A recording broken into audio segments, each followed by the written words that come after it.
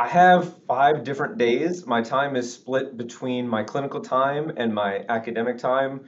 I start the week with clinical time, but each day is a little different. So Monday is full clinic day, and Tuesday is a full clinic day. But Tuesday I work with a sleep medicine fellow, so there's a little bit more of an educational component on my Tuesdays. Wednesdays are telehealth, so everything's even in the clinical side a little bit different. And then I have administrative time Thursday and Friday where I get to do things like work on research projects, or I can do more teaching, read some sleep studies, give lectures. So Friday and Thursday are a bit of a smorgasbord of different academic activities. My interest in academic neurology grew over time. And actually, when I was training as a sleep medicine fellow, my first job, I didn't anticipate being in academic sleep medicine, and I applied to a lot of private practice jobs, but I ended up taking a job at Duke. And even that was a community neurology position. I wasn't even in the academic practice when I got here. It was after I got here and I saw what my colleagues in the academic group were doing, and it really kind of changed my opinion of academic neurology. I saw that it didn't have to be all about competitive grant writing and heavy in research, and I saw the clinician educator track open, and I saw other administrative roles, and those started to appeal to me as I was here and in that environment. So gradually, I started volunteering and taking on more of those roles. And after about 4 years, I did move into the academic track at Duke. So what appealed to me was the variety of different things that I could be doing in addition to clinical medicine. And I really enjoyed doing some of the work in the DEI space. I enjoyed the teaching.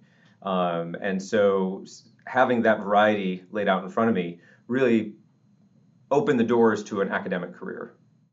My first job after residency was as a general neurologist in clinic and then a neurohospitalist. And that was never my long-term goal, but I was waiting to do a fellowship in sleep medicine, which was my long-term goal. After I finished my sleep medicine fellowship, I took a job in the Duke community practice, which meant I was doing general neurology and sleep about 50-50, but I was a full-time clinician. After a couple of years doing that, I picked up my first administrative role, which was to be the associate program director for the neurology residency. And when I did that, I reduced my general neurology clinic load a little bit and focused more on sleep. And after that, I picked up my role as vice chair for professionalism, inclusion, diversity, and empowerment, and went a little bit more toward sleep medicine and less general neurology.